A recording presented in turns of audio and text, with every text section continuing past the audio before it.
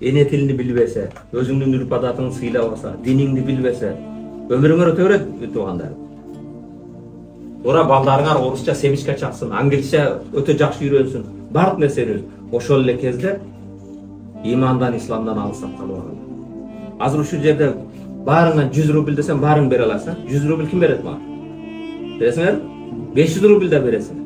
Бирок азыр бир жерден 10 евро десем, чөнтөгүңдө 10 евро жок, бере албайсың. Арабтарда bir макалы факирил шейла yok diyor.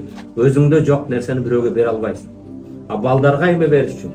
Балага тарбия биринчи сенсиң. Сени көрүп чоңойот.